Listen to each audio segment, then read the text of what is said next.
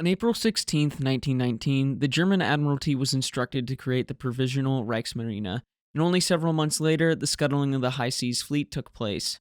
Subsequently, any new German warship had to replace a ship condemned to scrap from a list of the most modern remaining after the scuttling. The German Navy was cut down drastically in fulfilling the Peace Treaty of Versailles. The Navy was restricted to a standing force of 15,000 men who crewed obsolete pre-dreadnoughts, and critical to our story, the Reichsmarine was allowed to have 6 light cruisers. These light cruisers were not to displace more than 6,000 tons, and the armament was not to exceed 15 centimeters or 5.9 inches. When the existing cruisers of the Gazelle class had been in service for 20 years, they could be replaced by a new vessel. Of the new vessels built, Königsberg, Köln, and Karlsruhe of the K class were introduced in the late 1920s, of which we will discuss the career of the lead ship, Königsberg. Königsberg entered service in 1929, representing something completely new to the German Navy. Although limited by the Treaty of Versailles, she was armed with 9 5.9-inch guns and triple turrets and 4 triple torpedo launchers. In her interwar service, she did goodwill visits and assisted in the Spanish neutrality patrols, while at the outbreak of the Second World War, she assisted with mine-laying operations and prepared for what turned out to be her final operation, the invasion of Norway, wherein she was hit by Norwegian coastal defense guns, and after helping to take the port of Bergen, she was struck by multiple bombs from British Skua dive bombers, sinking in the port of Bergen. The development of the light cruisers for the Reichsmarine was pretty much immediate following their creation with the development of the Emden. Based on the plans for the Karlsruhe of the former Köln class from the old Imperial Navy, with provisions to allow for lessons and experiences drawn from the First World War. The Emden came under strict supervision from the Allied Control Commission, who refused to approve the initial 2 designs, resulting in the 8 5.9-inch guns being placed in single gun houses. All of this to say that the Emden followed mostly along the lines of the old Imperial cruisers, while the K-class, who were designed under Chief Naval Architect Eberenberg in 1924 and 1925, were a fresh development for the German Navy. Following the proven system of longitudinal bulkheads, correspondingly, the ship was comprehensively subdivided into 16 watertight compartments, the hull being protected by light waterline armor. The armor of the cruisers was relatively standard for their time, as regards light cruisers, being similar to the material used before the Great War for protected small cruisers. Still, it improved through war experience and new alloys. Cuts in the armor had to be made to keep within the limitations of the treaty. Where things start to differ is in the arrangement of the weaponry and machinery. Starting with the weaponry, the ships carried 9 15-centimeter 5.9-inch guns and triple turrets, the rear turrets offset, B to port and C to starboard. 4 triple torpedo tubes along with various anti-aircraft guns rounded out their armaments. B and C turrets were arranged to enable them to traverse to fire much smoother over the ship in a pursuit. It can be seen as a good idea in theory, but in practice the muzzle blast would damage the ship.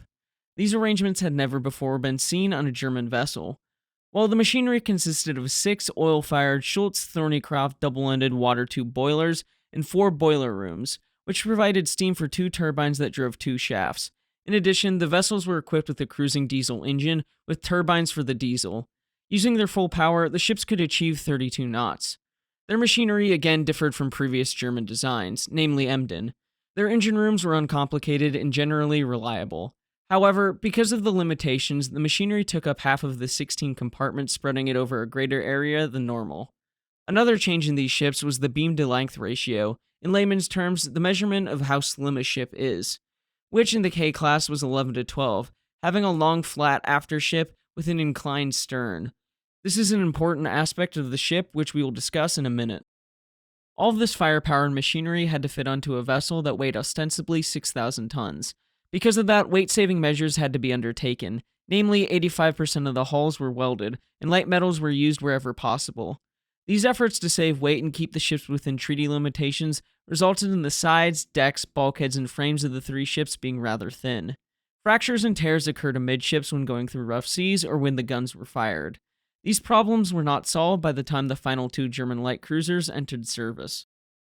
I feel that it is worth quoting German light cruisers of World War II, Warships of the Kriegsmarine by Gerhard Koop and Klaus-Peter Schmolke. The 5 later German light cruisers were children of their time, the result of what designers had found possible to engineer within the limitations of the Washington Agreement, and a vast improvement on Emden except as regards seaworthiness. The great weakness of the K cruisers, Königsberg, Köln, and Karlsruhe, was their light construction. The fault lay not with the designers, but in the restrictions of the Versailles Treaty. They go on to discuss how, when it comes to the different military requirements of hitting power, and ability to take punishment, great range, and long endurance at sea, they could not meet all of those requirements. Compromises needed to be made somewhere. Thus, the ships lacked robustness, coming to a head in rough seas where the weakness of the construction was shown. Several times, Colin's superstructure had to be reinforced, where welded seams failed at joints, especially on and around the funnels in the upper deck. These problems were universal in the K class. This lack of robustness, due in part to the weakness of the welding and the large length-to-beam ratio, meant the ships had speed restrictions in bad weather. If the weather was severe enough, they had to seek shelter, as they ran the risk of capsizing. Due to the ships being in weather where that was a real possibility, they were confined to the North Sea and Baltic. Eventually, they were allowed to stray beyond home waters, with the ships heading to Spain, but were restricted to fine weather periods. If that was not bad enough, because of their stability issues, their fuel reserves were crucial to keeping them balanced. So much so that the forward and aft bunkers had to be emptied first, and then they could not fall below a certain point. It also meant frequent refueling, meaning that in wartime they could not operate beyond coastal waters, making them useless as commerce raiders. When designing ships, naval architects set aside a certain amount of weight as an allowance known as the Admiralty Reserve, to save weight for additions and changes. With the K-class cruisers, though, the architects pretty much had to build up to the 6,000-ton displacement limit, making it difficult to leave room for new weapons, new fire control systems, and aircraft catapults. When these were added, it increased the top weight of the ships and contributed heavily to their stability issues, and this is why they were forced to remove their aircraft catapults. As for the particulars of the Königsberg, she was laid down on April 12, 1926, launched on February 26, 1927, and commissioned on April 17, 1929. Having a design displacement of 6,000 tons, she came out around 300 tons over the limit, wherein she operated closer to 7,700 tons. Her machinery consisted of 6 oil-fired double-ended water tube boilers, giving steam to 2 geared turbines powering 2 screws, giving a maximum output of around 68,200 shaft horsepower and a top speed of 32.1 knots, while her cruising diesel powered the cruising geared turbines, giving her a 10-knot cruising speed. As for her weaponry, she carried 9 15cm 5.9-inch guns and 3 triple turrets, 1 forward and 2 aft, with B turret superfiring over C. As for anti-aircraft guns, she was initially equipped with multiple 88mm guns, being further augmented by more 88mm guns, along with 37mm and 20mm guns in various mountings, not to mention the 4 triple torpedo tubes. As regards armor, she had an armored deck varying between 20 and 40mm, or 0.8 inches and 1.6 inches, a main belt of between 50 and 70mm, or 1.6 inches and 2.8 inches, while the citadel area had a thickness of 70mm or 2.8 inches. Each turret face had between 20 and 30mm, or 0.8 inches and 1.2 inches, the barbettes being given 30mm or 1.2 inches, and the command tower varied between 30 and 100mm, or 1.2 inches and 3.9 inches. It should be noted that Karlsruhe was the only ship given a major refit due to the war, and saw some changes that made her better suited for operations than the other ships. Before getting into Königsberg's career, I will be taking from German light cruisers of World War II once again. They write, "The light cruisers were never able to meet the modest demands of them. At the outbreak of the war, Emden and the 3 K-class ships were already practically worn out. Leipzig was past her best, and Nuremberg was only operational within limits. September 1939 found the German Navy unprepared, in upheaval, and halfway through a phase of reconstruction. After the usual trials and working up, Königsberg represented the German nation at the World Exhibition in October 1929, eventually joining the fleet on December 17th. On January 1st, 1930, she joined the new scouting forces as flagship, with Köln, several torpedo boat flotillas, and a minesweeping half flotilla. In company with other German ships, she spent the first half of the year doing goodwill visits to ports throughout the Mediterranean and seeing some structural changes later in that year. At the beginning of 1931, she was refit, having the tall pole mast shortened and some more minor structural alterations. She spent the first several months undergoing that refit, and then in May she took part in a fleet celebration with the launching of Deutschland. During a summer cruise with fleet maneuvers, she visited Norwegian fjords, and then did a showing of the flag mission throughout the Baltic. The next several years saw much of the same, with fleet maneuvers, refits, showing of the flag missions, and goodwill visits, with some notable events being the replacement of cranes and supplemental anti-aircraft guns. By February 1936, the ship's function as flagship for the naval scouting forces was terminated, participating in this role even as the outbreak of the Spanish Civil War came. With the war kicking off in July, the German government sent ships to the Iberian Peninsula to protect the lives and property of German citizens. On November 25th, she traveled to the Spanish coast off El Ferrol to relieve Köln, commencing anti-contraband patrols off Cadiz. A call was made at the port of Melilla, helping to retake the German steamer Palos and seize the Republican steamer Maria Juquera. She was relieved in January 1937, where she then visited Norwegian fjords. At the end of the year, she entered a 3-month refit, where new experimental radars and rangefinders were added. After the refit and usual working up period, she attended a fleet review in August of 1938 for the launching of the heavy cruiser Prince Eugen. In the first half of 1939, she underwent a short refit and visited ports in the Baltic, notably Vasa in Finland. At the outbreak of the war, Königsberg rejoined the scouting forces with Nuremberg, Leipzig, Köln, Emden, mine layers, destroyers, and torpedo boats, taking part in operations to hurriedly lay mines off the Dutch coast to the north of Denmark as part of the Westfall. Then later in November of the year, she participated in exercises in the Baltic and helped to welcome home German destroyers that helped in a mine-laying operation off the Thames estuary. As the year came to a close, the Königsberg entered dry dock for what turned out to be her last refit. The bridge and helm position wings shortened and reinforced, along with degaussing equipment being installed. On account of the severe weather during the winter months, Königsberg was inactive, so there was no engine trials or gunnery practice, and 30% of the crew were fresh when the cruiser left dock. At the beginning of March 1940, the first preparations for the invasion of Norway and Denmark began. Initially, Königsberg was listed to go with Group 5, but traded places with the new heavy cruiser Blücher, and Königsberg would instead join Group 3 for the capture of the Norwegian naval base and port at Bergen. Together with the Köln, the gunnery training ship Bremse, the first E-boat flotilla, the torpedo boats Wolf and Leopard, and the depot ship Karl Peters. With all the troops, supplies, and ships loaded with materials, at 12:40 a.m. on the 8th of April, the ships left Wilhelmshaven. On board Königsberg was Vice Admiral Schara, who was to be in charge of the Norwegian west coast, and Colonel Stolberg of the 159th Infantry Regiment, along with soldiers of the 69th Infantry Division. To take from the German Northern Theater of Operations 1940 to 1945 by Earl Zemke, who writes, "The advance of Group 3 was expected to be particularly dangerous, since Bergen, which could be reached from Scapa in 8 to 9 hours sailing time, was the most likely first objective of a British counterattack. At 1700, Group 3 came within 60 miles of a British force of 2 cruisers and 15 destroyers, but at that time, the British forces were still all steering northward.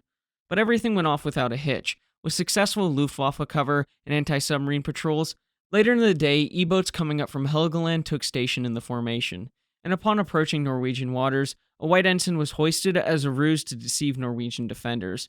However, the Norwegians had been warned. All the lights and coastal navigation beacons were destroyed or turned off, requiring the Germans to navigate the numerous small islands and rocks, many of which were submerged beneath high waves, without a pilot, something that takes great skill in navigation. Vice Admiral Schmundt ordered the speed of his group to 7 knots and ordered the Leopard to the front of the formation at around 2:40 in the morning on the 9th past Marstein. 2 armed trawlers came alongside Königsberg to disembark naval artillerymen that were to take on the Norwegian torpedo battery directly before Bergen, with the majority of the infantry being unloaded as well, but by E-boats. The troop transfer was interrupted by a Norwegian patrol boat, but it did not hinder the operations as further Norwegian vessels were deceived. It was not long after that the Norwegian government ordered its coastal defenses to fire on all German warships in Norwegian waters. At 4:30 that morning, the order was given to execute the invasion of Norway. Schmundt was supposed to be off to Bergen by 5:15.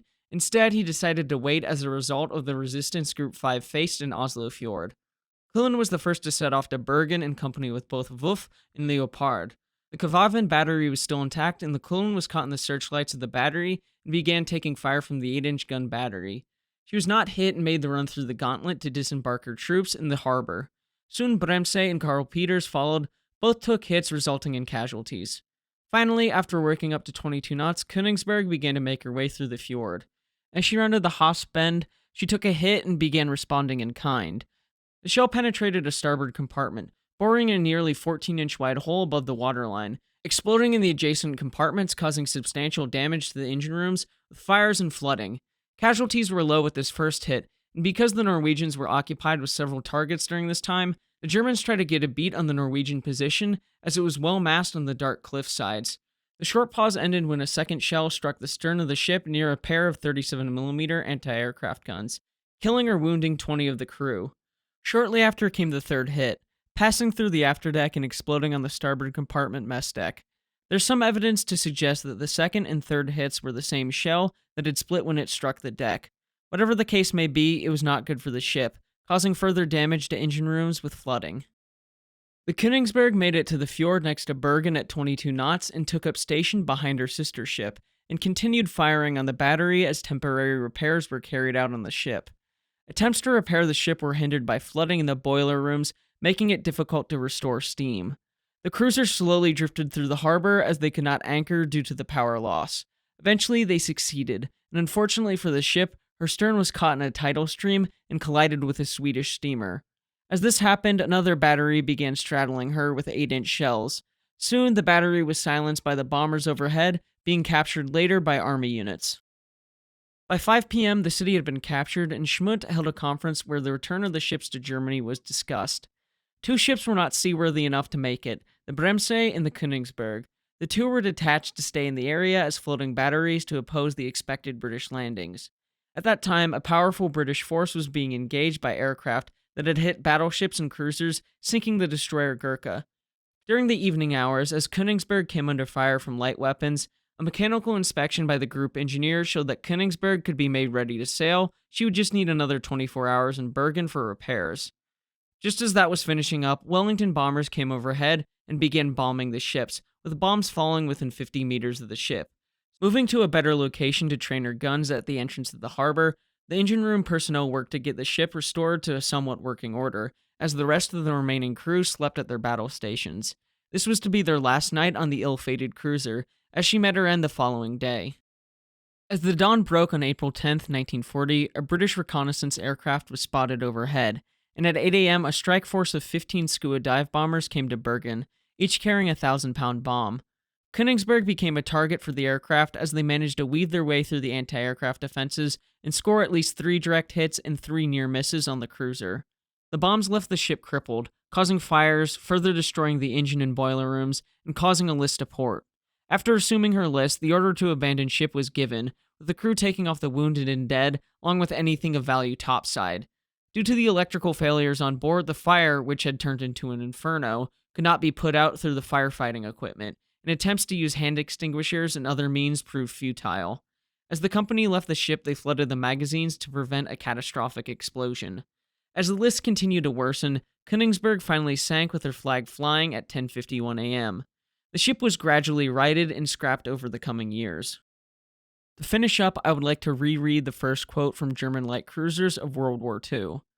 The 5 later German light cruisers were children of their time, the result of what designers had found possible to engineer within the limitations of the Washington Agreement, and a vast improvement on Emden, except as regards seaworthiness. The great weakness of the K cruisers, Königsberg, Köln, and Karlsruhe, was their light construction. The fault lay not with the designers, but in the restrictions of the Versailles Treaty. Were they bad ships? I think the story of the Königsberg and the K-class cruisers as a whole exemplifies the phrase, "play the hand you were dealt."